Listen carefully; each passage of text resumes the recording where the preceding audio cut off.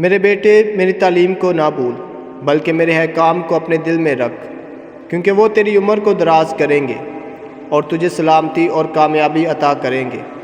محبت اور وفاداری کو کبھی اپنے سے جدا نہ ہونے دے، انہیں اپنے گلے میں باندھ دے، اپنے دل کی تختی پر لکھ لے، تب تو خدا اور انسان کی نظر میں رحمت اور نیک نامی پائے گا۔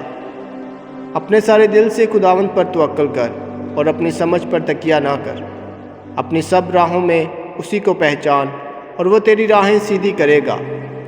اپنی نظر میں حکیم نہ بن، خداوند کا خوف کر اور بدی سے باز رہ، یہ تیرے جسم کے لیے شفا اور تیری ہڈیوں کے لیے توقیت ہوگا۔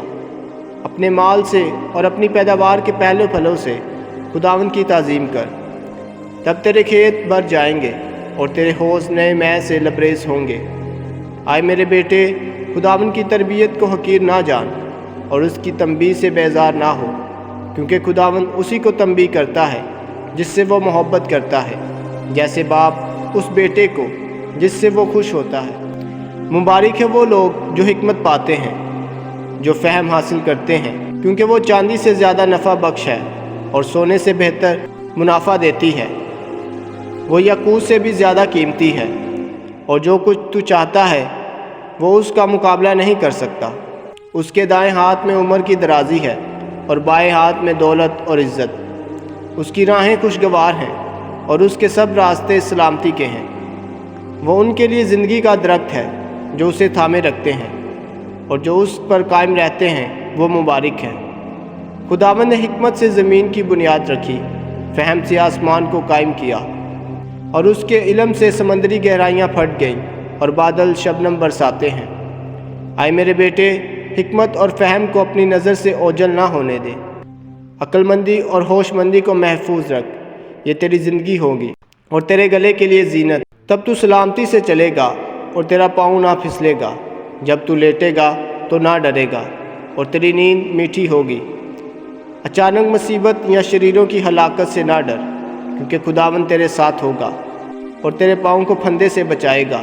ان سے بلائی کو نہ روک جن کے لیے وہ واجب ہو، جبکہ تیرے ہاتھ میں کرنے کی طاقت ہو۔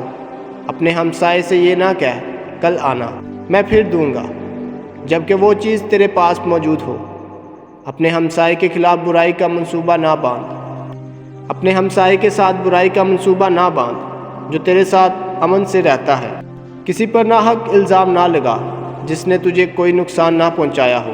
ظالموں پر رشک نہ کر اور ان کی راہوں میں نہ چل، کیونکہ خداوند کجرو سے نفرت کرتا ہے، مگر راست بازوں کو اپنے رازوں میں شریک کرتا ہے۔ خداوند کی لعنت شریروں کے گھر پر ہے، مگر وہ راست بازوں کے گھر کو برکت دیتا ہے۔ وہ مغروروں کو مذاق اڑاتا ہے، مگر فروتنوں پر فضل کرتا ہے۔ دانشمند عزت کے وارث ہوتے ہیں، لیکن بے وقوفوں کو شرمندگی ہی ملتی ہے۔ آئے خداوند میرے خدا، میں تجھ پر بھروسہ کرتا ہوں، مجھے شرمندہ نہ ہونے دے، اور نہ ہی میرے دشمن مجھ پر غالب آئیں۔ جو تجھ سے امید رکھتے ہیں وہ کبھی شرمندہ نہ ہوں گے، بلکہ شرمندگی ان پر آئے گی جو بلا سبب دغا بازی کرتے ہیں۔ اے خداوند، مجھے اپنی راہیں دکھا، مجھے اپنے راستے سکھا، اپنی سچائی میں میری رہنمائی کر اور مجھے سکھا، کیونکہ تو میرا نجات دہندہ خدا ہے، تجھ سے امید رکھتا ہوں۔ اے خداوند، اپنی بڑی رحمت اور محبت کو یاد کر جو ازل سے ہے۔ میرے جوانی کے گناہوں اور میری بغاوت کو یاد نہ کر، اپنی محبت کے مطابق مجھے یاد رکھ، کیونکہ تو نیک ہے۔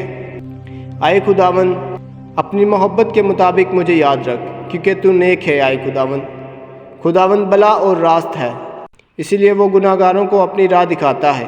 وہ حلیموں کو انصاف کی تعلیم دیتا ہے اور انہیں اپنی راہ سکھاتا ہے۔ خداوند کی سب راہیں محبت اور وفاداری کی ہیں ان کے لیے جو اس کے عہد پر قائم ہیں۔